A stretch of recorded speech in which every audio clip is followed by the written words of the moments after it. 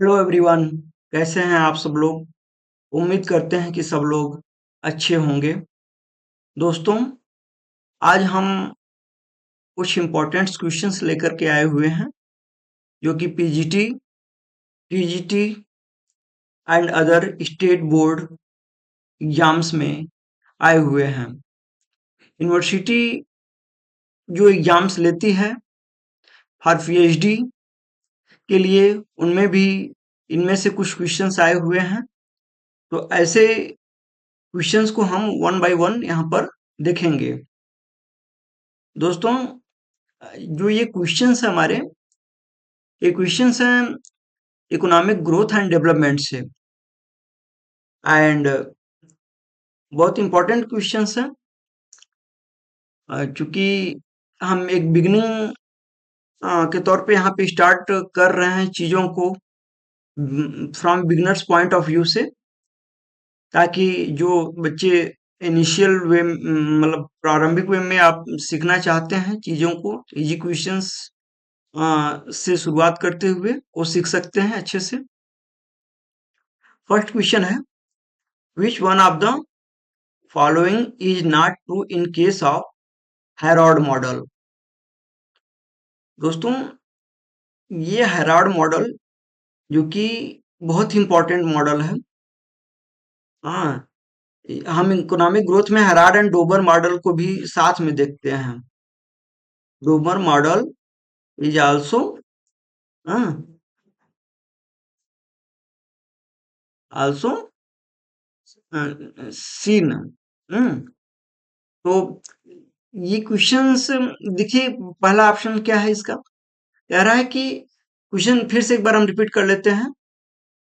Which of the following is not true, not true in case of Harrod model. तो पहला क्या है option, APC and MPC are different कह रहा है।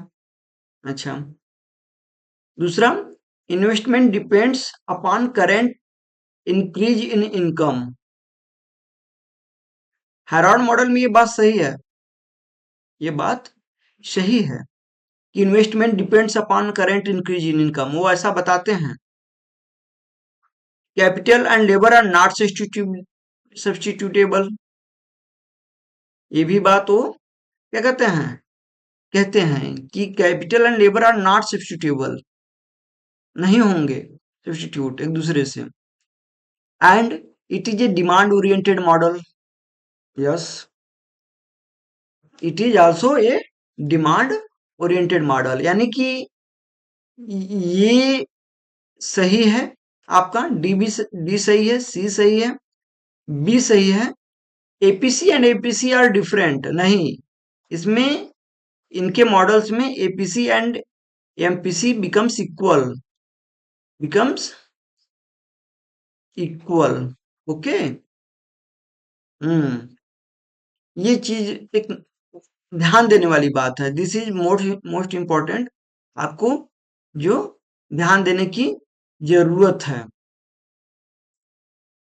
क्योंकि अभी तक तो हम बहुत सारे इकोनॉमिस्ट्स के थ्योरीज को हमने देखा, ग्रोथ थ्योरी को, और वैसे नॉर्मल लेवल पे भी इकोनॉमिक्स में APC becomes different to MPC, यानी समझ रहे हैं।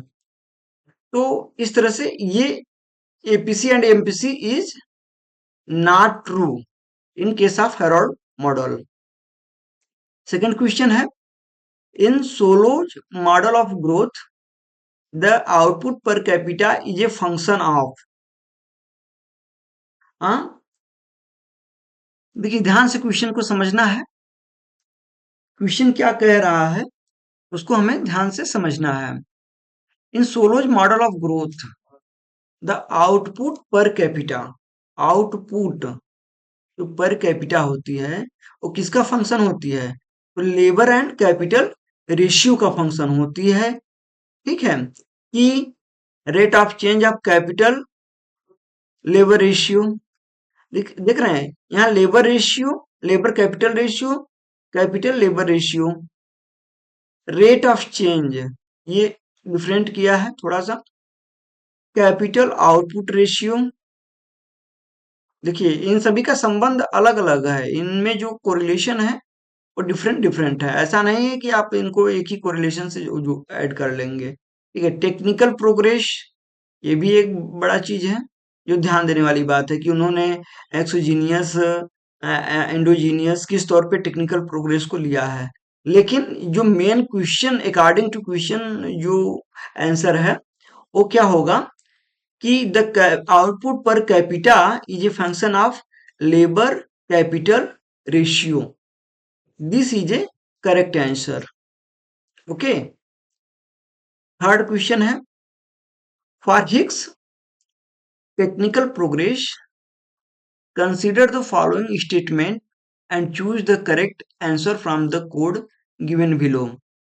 स्टेटमेंट है, अब देखिए हिग्स ने जो टेक्निकल प्रोग्रेस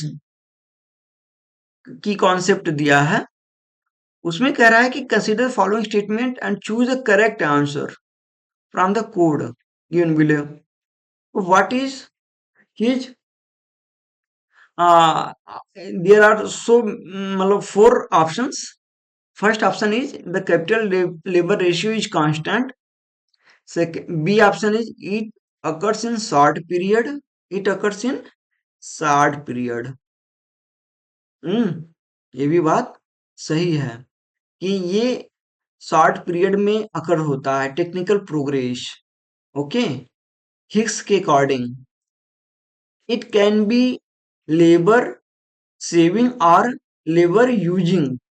तो जाहिर सी बात है कि टेक्निकल जो प्रोग्रेस होता है वो क्या करता है, लेबर को लेबर शेविंग का काम करता है या फिर लेबर को यूज करता है, लेबर यूज करके आउटपुट को बढ़ाने का काम करता है।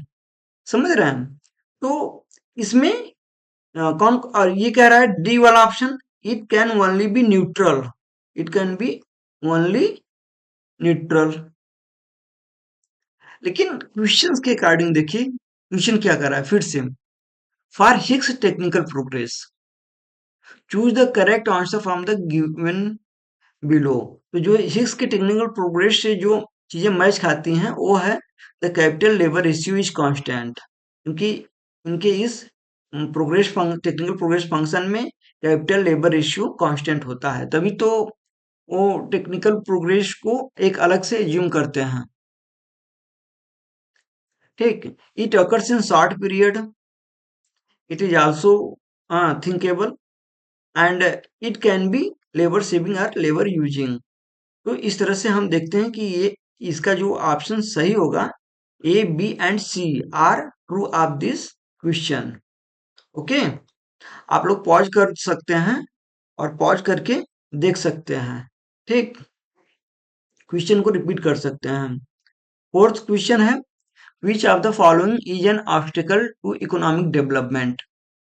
अब इकोनॉमिक डेवलपमेंट के लिए कौन कौन सी चीजें ऑब्स्टिकल हैं। तो low rate of capital formation, जाहिर सी बात है कि ये होगा ही अगर जिस देश में लो रेट ऑफ कैपिटल फॉर्मेशन हो वो तो उम, वो देश डेवलप नहीं कर सकता, क्योंकि capital formation is the important की जिसके आधार पे आप बहुत तेजी से ग्रोथ एंड डेवलपमेंट करते हैं। Vicious circles of poverty an also obstacle. Socio cultural barriers, हाँ, विशियस सर्कल ऑफ पॉवर्टी, भाई विशियस सर्कल ऑफ पॉवर्टी क्या है कि आदमी एक एक ट्रैप से निकल मतलब ट्रैप से निकल एक ट्रैप होता है जिसमें आदमी फंसता चला जाता है। ठीक है, जैसे मान लीजिए ये सर्किल है और यहाँ पे हाँ पॉवर्टी है, तो पॉवर्टी की वजह से जो है वो एजुकेशन नहीं ले पाता। वो क्या नहीं ले पाता, एजुकेशन नहीं ले पाता प्रॉपर, उसकी प्रॉपर एजुकेशन एंड स्किल नहीं हो पाती। हाँ, तो जब स्किल और एजुकेशन ही नहीं रहेगा तो उसके पास क्या होगा, अनएम्प्लॉयमेंट होगा, मतलब अच्छे से रोजगार नहीं प्राप्त कर पाएगा, और पाएगा भी तो किसी डिसगाइज्ड सेक्टर में वो एम्प्लॉयड होगा जहाँ पे proper potential of his capacity use नहीं हो पाएगी, तो अनएम्प्लॉयमेंट होगा। फिर अनएम्प्लॉयमेंट लो कैपिटल फॉर्मेशन करेगा। हाँ भाई, बेरोजगार आदमी कहाँ से पैसा इकट्ठा कर पाएगा कि अच्छे कैपिटल इंफॉर्मेशन या इन्वेस्टमेंट हाँ कर पाए। लो कैपिटल फॉर्मेशन होगा यहाँ पे। इस तरह से ऐसे ऐसे ये जो चक्र चलता है, फिर उसके बाद लो सेविंग भी होगा उसका। लो हाँ सेविंग एंड लो सेविंग होगा, तो लो सेविंग लो इन्वेस्टमेंट ये सब क्या क्या करेंगे फिर से, तो हायर कंजप्शन की तरफ होगा, क्योंकि कम कमाएगा तो आदमी जब कम कमाता है तो हायर कंजप्शन होता है उसका, रेशियो उसका बहुत ज्यादा होता है, तो उसके पास बचेगा क्या कि वो इन्वेस्टमेंट करेगा। समझ रहे हैं हम? तो इस टाइप से जो है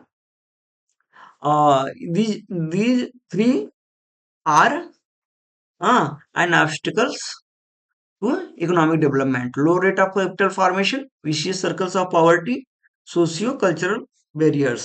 ओके, नेक्स्ट क्वेश्चन हम देखेंगे, क्योंकि टाइम भी कम टाइम में हमें ज्यादा क्वेश्चन सॉल्व कराने हैं, सो बहुत ज्यादा टाइम न लेते हुए, ठीक है, हम आगे की तरफ बढ़ रहे हैं। नेक्स्ट क्वेश्चन है, the classical model of economic development emphasizes। Classical, जैसा कि आप जानते हैं कि इकोनॉमिक डेवलपमेंट के सभी ने अपने अपने मॉडल दिए हैं, और सभी इकोनॉमिस्ट डिवाइड हैं किसी न किसी कैटेगरी में। कोई क्लासिकल में एग्जिस्ट करता है, तो कोई किन्सियन में, कोई पोस्ट किन्सियन में है, कोई न्यू ग्रोथ थ्योरी में आया है। तो जो classical model of economic development, वो कहते हैं कि इकोनॉमिक डेवलपमेंट होगा वो किन मेन चीजों के आधार पे होगा।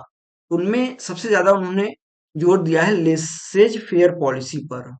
लेसेज फेयर पॉलिसी पर, ये बहुत इंपॉर्टेंट है। लेसेज फेयर पॉलिसी आप ग्रेजुएशन में पढ़ी है ही होंगे।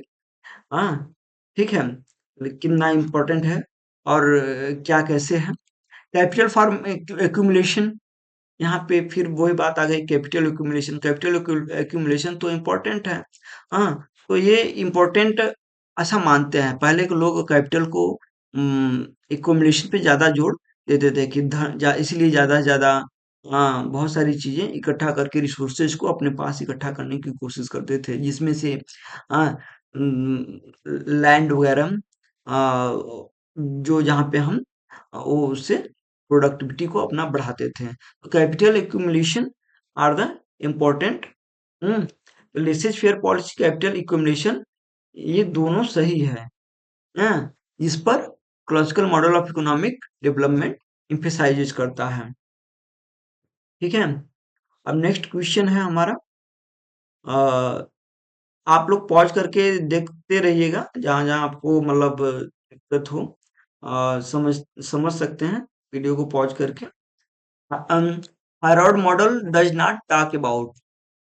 अब हेरोड मॉडल जो है, Herod model very important model है इकोनॉमिक्स में। और आप लोग जब भी इकोनॉमिक्स पढ़िए तो Herald model and Domar model को अच्छे से पढ़िए। अ, बहुत बड़ा काम किया है इन्होंने, और जिस तरह से इन्होंने इकोनॉमिक ग्रोथ रेट को डिवाइड किया है, उसमें पूरी इकोनॉमिक ग्रोथ रेट को दिखा दी जाती है कि शुरू से लेकर के हाईएस्ट लेवल लेवल पे कैसे इकोनॉमिक डेवलपमेंट होती है। तो जो ये कर रहा है क्वेश्चन, क्या कर रहा है, does not talk about, Herald model does not talk about, किसके बारे में बात नहीं करता। तो पहला ऑप्शन है एक्चुअल ग्रोथ रेट, दूसरा ऑप्शन है क्रिटिकल मिनिमम ग्रोथ रेट, सी है वारंटेड ग्रोथ रेट, डी है नेचुरल ग्रोथ रेट। देखिए, क्योंकि ग्रोथ रेट के बारे में बात किया, और हेरोल्ड जी ने तीन तरह के ग्रोथ रेट को बताया है।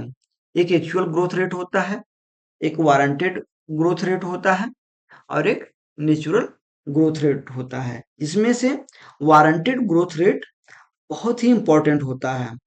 हाँ, अब वारंटेड ग्रोथ रेट होता कब है, जब ये इकोनॉमी अपने फुल कैपेसिटी पे वर्क करती है, by using his machines and man power.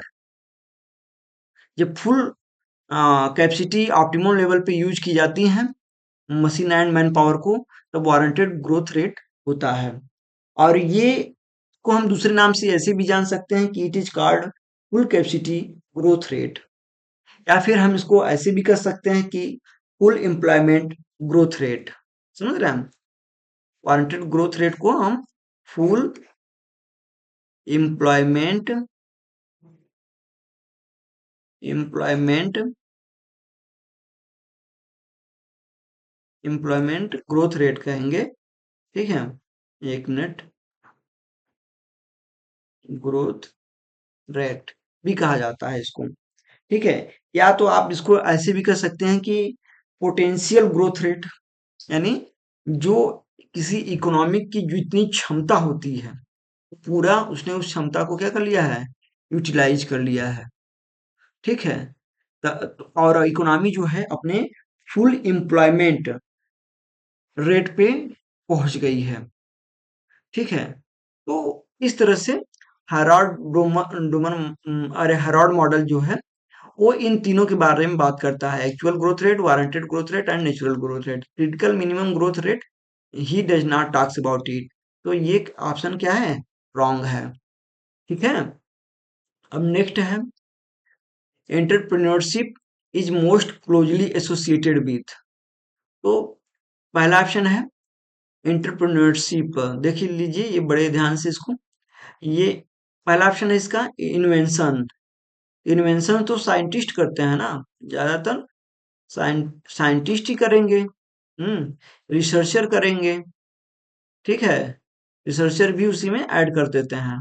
लेकिन जो इंटरप्रेन्योरशिप होता है, अच्छा उसमें मैनेजमेंट तो आता है इंटरप्रेन्योरशिप के अंतर्गत, लेकिन मैनेजमेंट ये पार्ट तरह है कि मोस्ट क्लोजली एसोसिएटेड विथ। तो यहाँ पे इनोवेशन से मोस्ट क्लोजली एसोसिएटेड है। क्यों? क्योंकि हर इंटरप्रेन्योरशिप इनोवेशंस पे ही चलता है। हाँ, वो अपने चीजों को अपडेट करते रहते हैं। देखते ही हैं आप, कोई भी पहले मोबाइल कंपनियां थी, पहले सिंपल सेट आते थे, अब 4G, उसके बाद 4G आए। ठीक है, 2G आए, 2G 3G 4G 5G अब हो रहा है। तो ये सब क्या है, इनोवेशंस के उदाहरण है। समझ रहे हैं? तो इस तरह से ये क्वेश्चन सातवां का आंसर जो होगा वो बी होगा, इनोवेशंस। ओके, नेक्स्ट क्वेश्चन है हमारा, जिसको हम देखेंगे, Lewis theory explains the process of development considering a sector economy. अब लेविस थ्योरी, देखिए ये लेविस थ्योरी, लेविस जी का भी आप जब पढ़ेंगे तो ये भी अच्छा खासा बताया है इकोनॉमिक के ग्रोथ एंड डेवलपमेंट के लिए। और इसमें से एक इन्होंने, Lewis theory explains the process of development considering a sector economy. तो one sector, two sector, four sector, none of these. तो इनमें से कितने सेक्टर को उन्होंने कंसीडर किया है? तो इसका सही ऑप्शन होगा टू, यानी बी। ऑप्शन बी इसका राइट होगा। वो कैसे? वो इस तरह से कि इन्होंने जो बताया है कि एक होता है सबसिस्टेंस सेक्टर। इन्होंने जो सेक्टर का नाम दिया है उसका एक पहला सेक्टर कौन सा है, सब्सटीनेंस सेक्टर।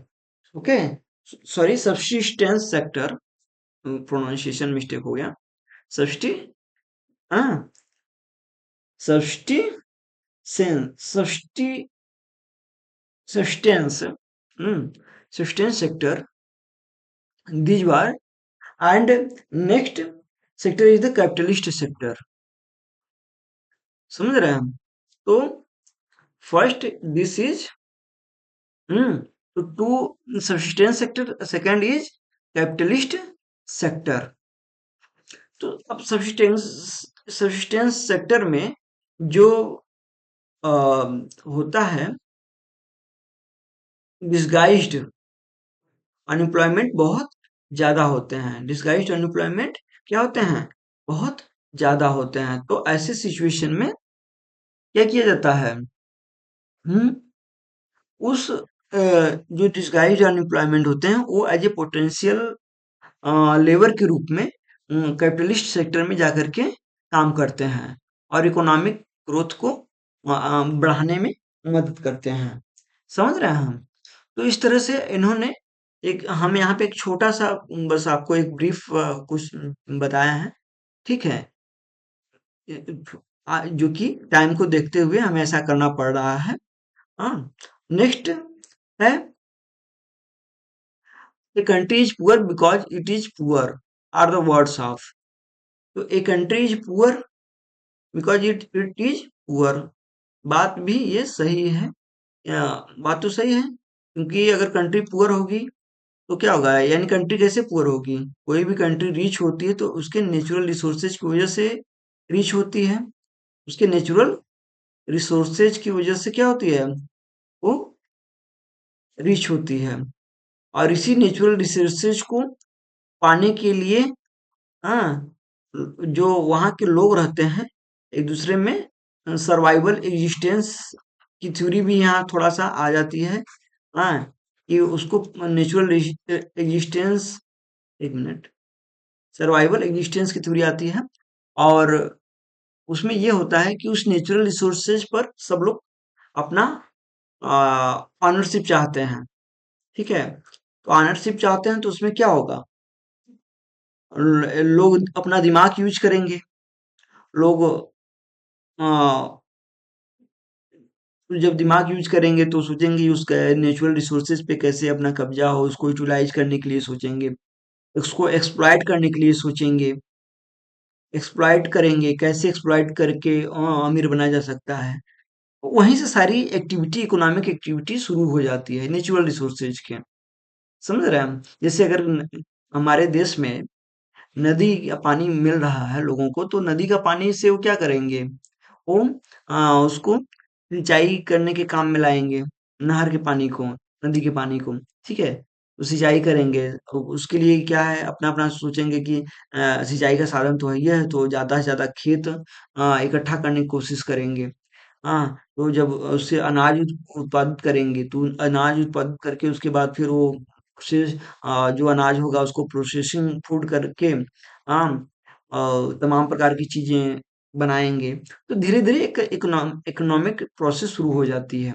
लेकिन जहाँ पे बेसिक चीजें ही नहीं हो, आप अब ये बताइए, सहारा डेजर्ट में या थार डेजर्ट में या जो रेगिस्तानी क्षेत्र है जहाँ पानी ही नहीं है, प्रॉपर लैंड ही नहीं है, तो ऐसी जगह पे क्या होगा, वहां पे सर्वाइवल एग्जिस्टेंस बहुत ही, हाँ, पुअर होगा। वहां पे जब वहां से इकोनॉमिक एक्टिविटी शुरू ही नहीं हो पाएगी, ठीक है? तो ये पहले का कॉन्सेप्ट रहा है। अब चूंकि जो अरबियन कंट्रीज हैं जहाँ पे जैसे वहाँ आयल वगैरह निकाल करके उन्होंने अपना बेहतर कर लिया है, लेकिन जो बेसिक चीजें होती हैं वो स्टार्ट यहीं से होती हैं, ठीक है?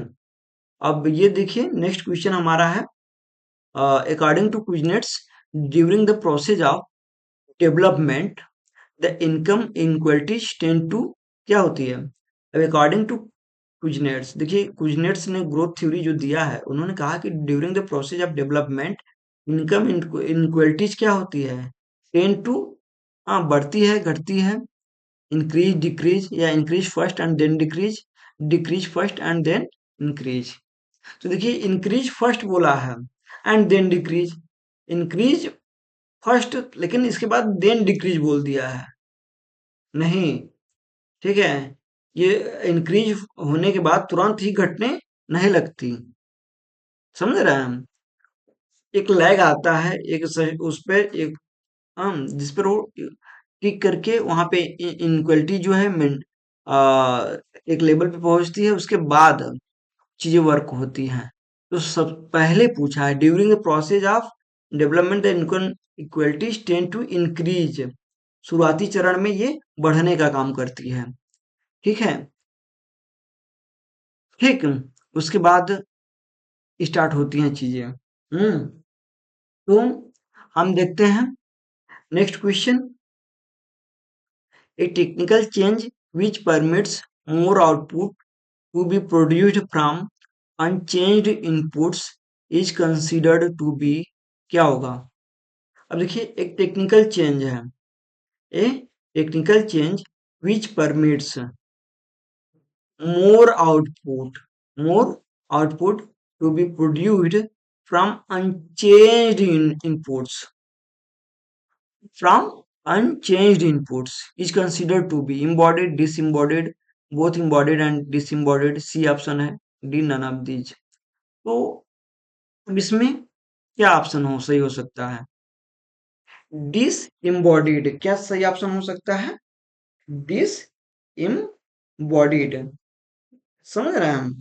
अब डिसएम्बॉडीड का जो कॉन्सेप्ट आया था वो क्या किसने सबसे पहले दिया था? हाँ, was given by Kendrick and Solo. Was given by Kendrick and Solo. Kendrick and Solo, जो कि बाद में 1956 में फॉलोड किया गया था अब्रामको विड्ज द्वारा। अब्रामको अब्रामको विड्ज द्वारा, ठीक है। इसी थ्योरी इसी कॉन्सेप्ट को आगे बढ़ाया गया था इन 1956 में। ओके, तो अब ये जो डिसएम्बॉडेड थ्योरी है ये क्या कहती है कि आउटपुट को बढ़ाना, ठीक है, without changing in technical thing, हाँ, विदाउट एनी न्यू इन्वेस्टमेंट, ठीक है, विदाउट, हाँ, without any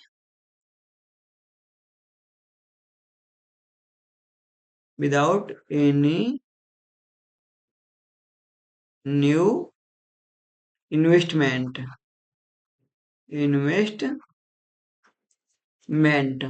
okay.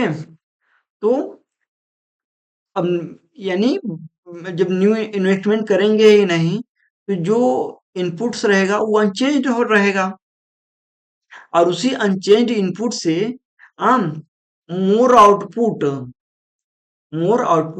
To be produced होना है, ठीक है। तो ऐसे सिचुएशन में डिसएम्बॉडेड कॉन्सेप्ट के तहत ये होता है, ठीक है, कि एक टेक्निकल चेंज, ये ऐसा टेक्निकल चेंज है जो डिसएम्बॉडीड के बारे में बोला जा रहा है, जो permits more output to be produced from unchanged inputs, that is called disembodied, ठीक है, डिसएम्बॉडीड टेक्निकल चेंज। ठीक, नेक्स्ट क्वेश्चन पे हम लोग बढ़ते हैं। एंड नेक्स्ट क्वेश्चन इज, दोस्तों टाइम चूंकि हमें देखते हुए चलना है टाइम को भी, तो इसलिए हम थोड़ा सा, हमें लगता है कि ज्यादा क्वेश्चन हमने ले लिया है और हम इसलिए टाइम थोड़ा सा कम बच पा रहा है समझाने के लिए, कोई बात नहीं। An under developed economy generally characterised by, तो देखिए an under developed economy characterised by किसके द्वारा बताइए? हम्म, आप भी पढ़ सकते हैं और ऑप्शंस पढ़िए।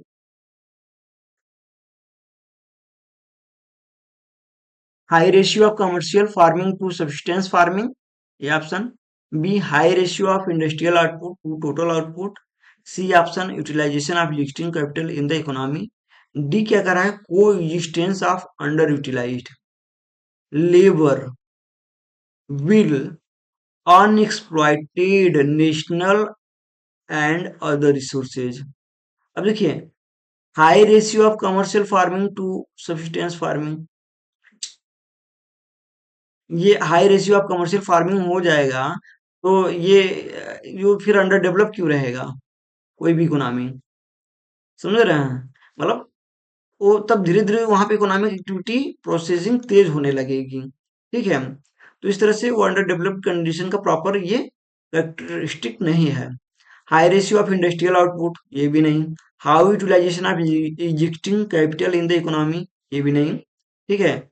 हाँ, कैपिटल अब आ गया, देखिए ये कैपिटल देख रहे हैं, ये किस लेवल पे पहुंच गया है, ठीक है। अब ये देखिए डी क्या है? कोएक्जिस्टेंस ऑफ अंडर यूटिलाइज्ड, हाँ, अंडर यूटिलाइज्ड लेबर, सबसे बड़ी दिक्कत ये है अंडर डेवलप्ड इकोनॉमी की कि वहां पे अंडर यूटिलाइज्ड लेबर होते हैं, समझ रहे हैं?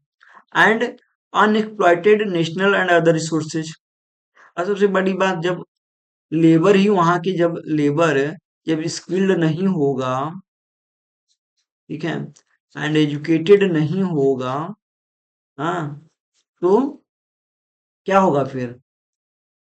तो क्या वो, जब उसके पास इतना दिमाग ही नहीं होगा तो चीजों को एक्सप्लॉइट कैसे करेगा? रिसोर्सेज को, रिसोर्सेज का प्रॉपर यूज कैसे करेगा? समझ रहे हैं? तो इस तरह से ये कोएग्जिस्टेंस होती हैं, दोनों चीजें कोएग्जिस्टेंस करती हैं। पहले अंडर यूटिलाइज्ड लेबर, ठीक है, लेबर का प्रॉपर यूज नहीं हो पाना, सही से यूटिलाइज नहीं हो पाना, and unexploitation of national and other resources. Okay, तो इस तरह से डी ऑप्शन आपका करेक्ट है। अब देखिए 13वें नंबर पे, 13 नंबर का क्वेश्चन क्या है? Which one of the following statements correctly defines the term natural rate of growth rate, growth, natural rate of growth. तो अब ये क्या कह रहे हैं option? It is the minimum rate at which output can be advanced with fully employ of labour. Which one, सबसे बड़ी बात यहाँ एक ही बताना है। अब following statements correctly defines the term natural rate of growth. हाँ, तो बताइए। It is the minimum rate, अच्छा, at which output can be advanced with full employment of labor? No. It is the natural rate at which output can be advanced with full employment of labor. Full employment of labor हो जाएगा। ध्यान दीजिए जिन चीजों पे हम underline कर रहे हैं, जिन वर्ड्स पे। It is the maximum rate at which output can be advanced with full employment of labor. It is the, देखिए यहाँ पे एक डिफरेंट देखने वाली बात है। It is the maximum rate, ठीक है, यहाँ पे फुल एम्प्लॉयमेंट ऑफ लेबर की बात की गई है, यहाँ पे भी फुल एम्प्लॉयमेंट ऑफ लेबर की बात की गई है, लेकिन हाँ, यहाँ पे कह रहा है it is a natural rate,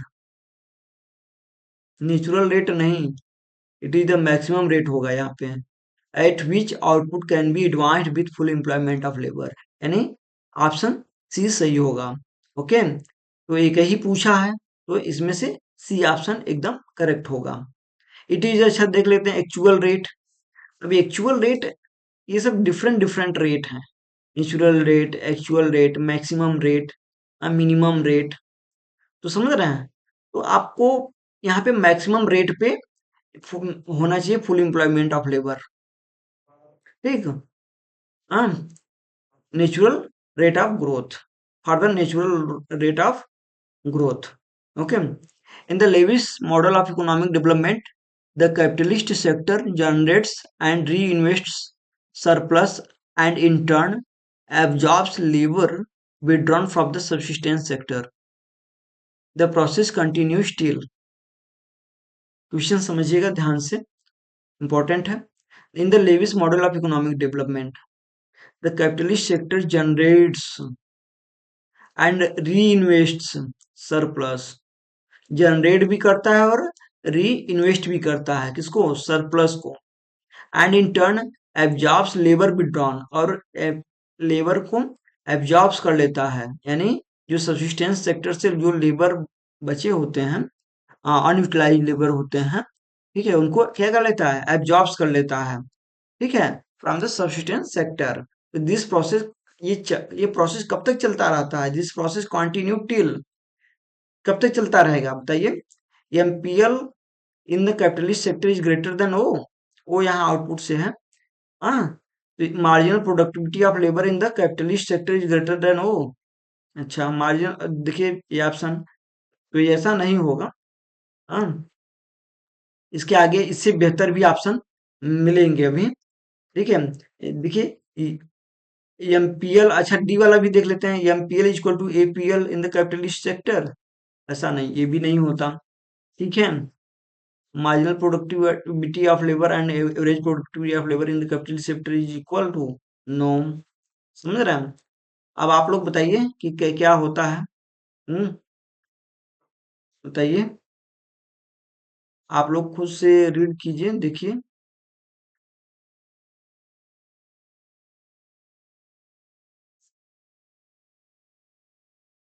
okay,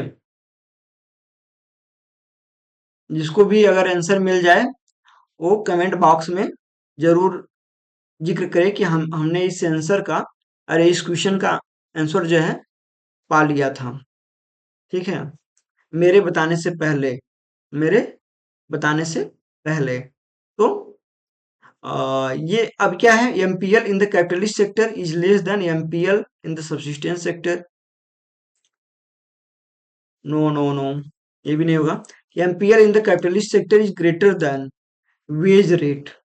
देखिए, जब कोई भी जो कैपिटलिस्ट सेक्टर हो तब तक लेबर को हायर करता रहेगा जब तक marginal productivity of labour will be greater than wage rate.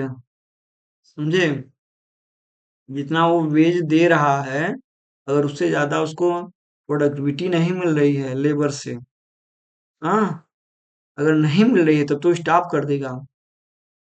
ठीक है, लेकिन जब तक मिल रही है, marginal productivity of labour is greater than wage rate, ठीक है, एंड तब तक वो एब्जॉर्ब्स करता रहेगा। समझे? वो एब्जॉर्ब्स करता रहेगा, जनरेट्स करता रहेगा, री इन्वेस्टमेंट्स करता रहेगा सरप्लस ऑफ लेबर को। ठीक है, and MPL in the subsistence sector is now positive, और उसमें भी पॉजिटिवनेस दिखते रहना चाहिए सब्सिस्टेंस सेक्टर में भी। ये प्रोसेस तब तक ऐसे ही चलता रहेगा। समझ रहे हैं?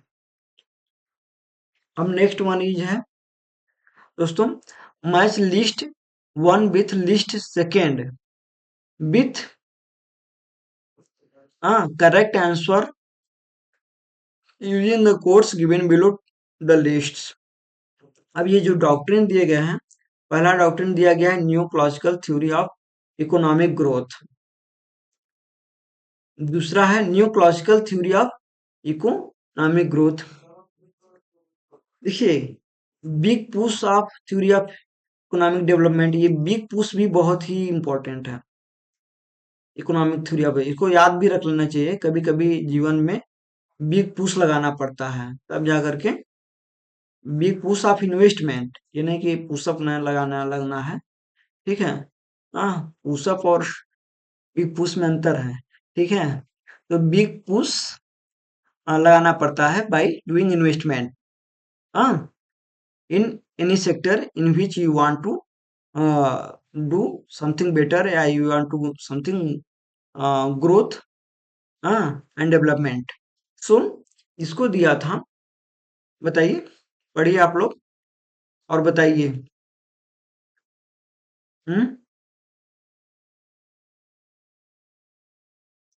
इसको दिया था, हाँ। अच्छा बताइए, big push theory of economic development, critical minimum effort thesis, social dualism. Social dualism तो कौन दिया था?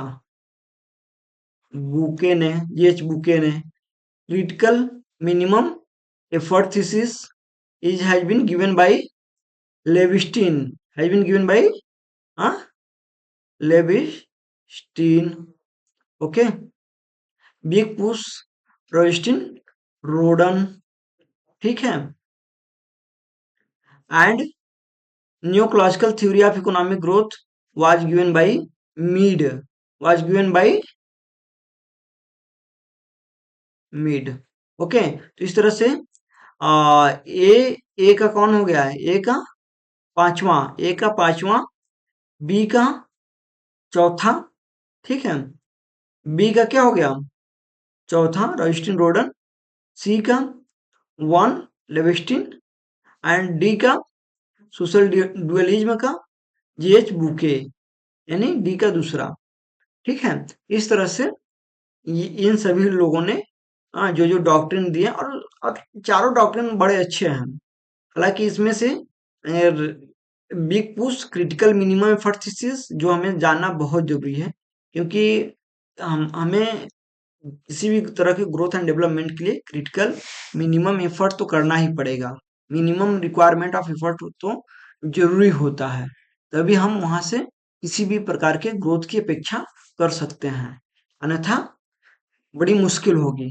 तो ये भी बड़ा इम्पोर्टेंट है, इसे पढ़ना चाहिए, डिटेल में पढ़ना चाहिए बच्चों को, ताकि वो इसके एवरी कैरेक्टरिस्टिक्स को अच्छे से समझ पाए।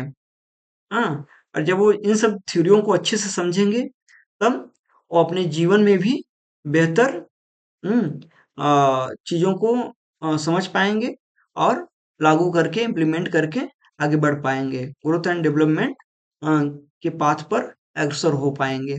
ठीक है दोस्तों, तो इसी के साथ हम ये आज का वीडियो यहीं पे समाप्त करते हैं।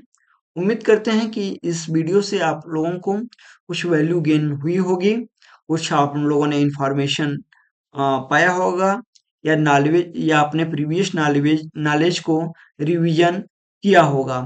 ठीक है, आपका एक रिवीजन में हेल्प मिला होगा। सो इसी के साथ हम इस वीडियो को क्लोज करते हैं, फिर मिलेंगे, तब तक के लिए बाय।